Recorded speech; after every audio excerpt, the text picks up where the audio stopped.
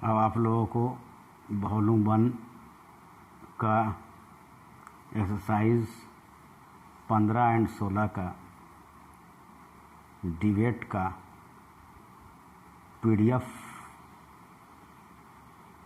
Word Telegram पर दिया जा रहा है।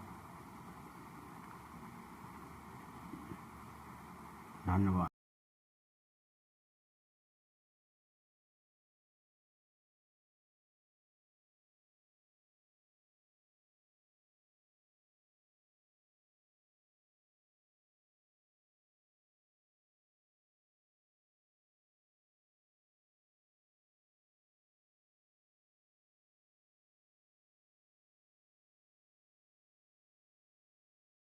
रेडी रहेंगे।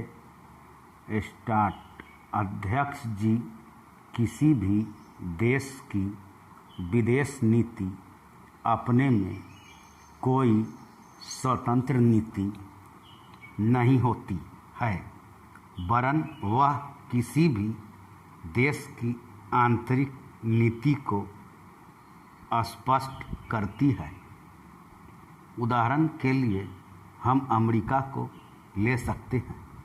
उसने अपने यहाँ अधिक अन्न पैदा किया और जब उसके पास अनाज फालतू बच गया तब वह अपने बकाया अनाज की बिक्री के लिए ऐसे देशों की तलाश करने लगा जो उधार पर माल ले सकते हो, किंतु हमारी आंतरिक नीति ने यह तय किया कि खर्चीले ढंग से सरकार चलाएंगे और स्वदेशी मुद्रा की कोई राशि हमारे पास नहीं बचेगी।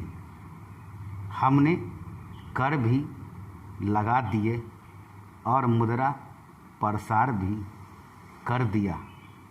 कुछ संकट पड़ने के बाद इस बात की आवश्यकता को नहीं समझा कि उस पैसे का कहीं अन्यत्र उपयोग कर सकें।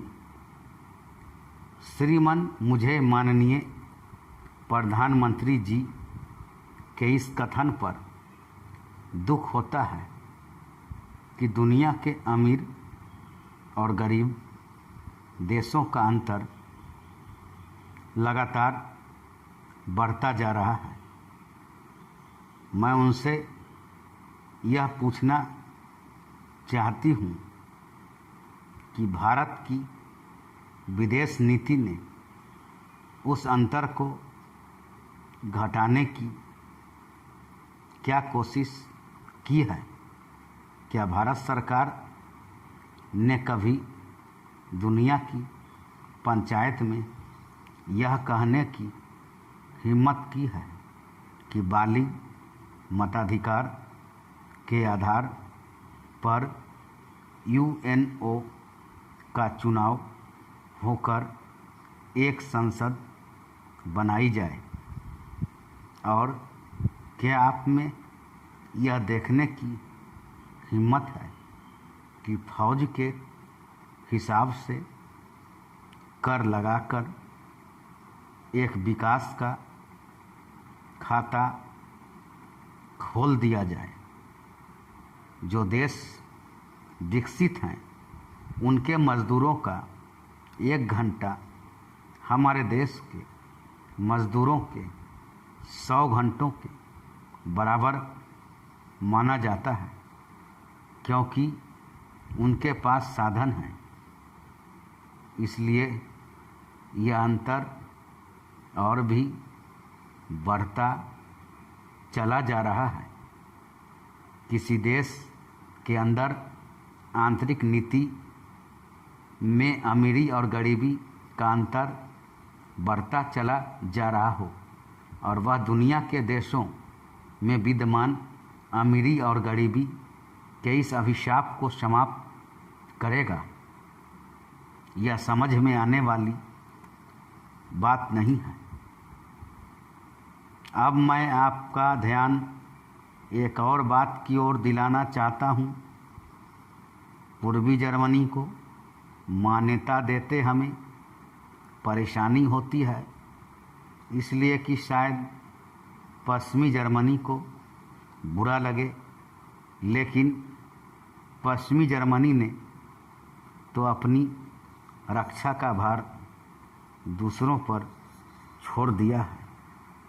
उसने अपनी पूरी शक्ति इस बात पर लगा दी है कि अधिक से अधिक उत्पादन किया जाए। आपने जो समय दिया उसके लिए मैं आभार प्रदर्शन करता हूं और आपका धन्यवाद करता हूं।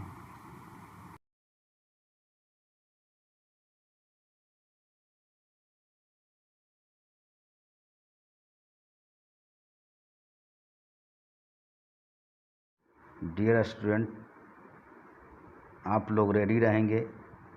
स्टार्ट। अध्यक्ष जी, जिस समय पाकिस्तान ने भारत पर हमला किया था उस समय उन्होंने देश की रक्षा के लिए महत्वपूर्ण कार्य किया था। इसके साथ ही मैं मंत्री महोदय को यह भी स्मरण दिलाना चाहता हूँ कि शायद उन्होंने इस पर ध्यान नहीं दिया कि इस बार जो राष्ट्रीय पुरस्कार मिले हैं उनमें रेलवे प्रशासन को केवल 2 ही प्राप्त हुए हैं, जबकि मैं ऐसा मानता हूं कि हमारी सेना के बाद अगर किसी ने युद्ध काल में सराहनीय कार्य किया है तो वह रेलवे प्रशासन अथवा रेलवे कर्मचारी और अधिकारी हैं। इसलिए उनके मनोबल को बनाए रखने के लिए और उनको प्रोत्साहित करने के लिए रेल मंत्री को इस बात पर भी ध्यान रखना चाहिए और इसका प्रयास करना चाहिए कि जो भी इस तरह के प्रोत्साहन मिलें उनमें रेलवे का विशेष ध्यान रखा जाए। रेल मंत्री महोदय ने अपने वक्तव्य में भी रेलवे कर्मचारियों की प्रशंसा की है या उनको प्रोत्साहन दिलाया है, लेकिन यह प्रोत्साहन शांति काल में भी बना रहना चाहिए। रेलवे ने युद्ध काल में जो काम किया वह देश की रक्षा का महान उद्देश्य था, लेकिन उसके बाद देश के निर्माण में या गरीबी मिटाने के लिए जो युद्ध होता है उसमें भी प्रत्येक रेलवे कर्मचारी का मनोबल उसी तरीके से बना रहे, इसके लिए भी रेल मंत्री महोदय को कुछ कदम उठाने की आवश्यकता है। मैं ऐसा समझता हूँ कि वह किसी भी तरीके से करें, उनका तरीका कुछ भी हो, लेकिन उनको यह करना चाहिए कि जितने भी रेलवे कर्मचारी हैं, जो भी रेलवे को मुनाफा हो उसमें वह साझीदार हों, चाहे आप उनको बोनस के रूप में कुछ दें, चाहे किसी और तरीके से दें, लेकिन हर वर्ग के रेलवे कर्मचारी को मालूम होना चाहिए कि यदि वह देश के निर्माण के संबंध में ठीक तरह से काम करेगा तो उसको पुरस्कार के रूप में या वेतन के अंश के रूप में अपने वेतन के अलावा पैसा मिलेगा।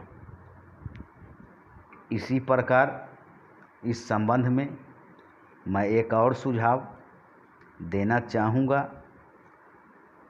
स्वतंत्रता के बाद रेल प्रशासन भारत सरकार का प्रशासन हो गया, लेकिन यह लोकसभा एक विशेष उद्देश्य को लेकर चुनी गई है। यह उस कार्यक्रम का एक नमूना ही है। गांधी जी ने जीवन के सभी पहलुओं पर प्रकाश डाला था।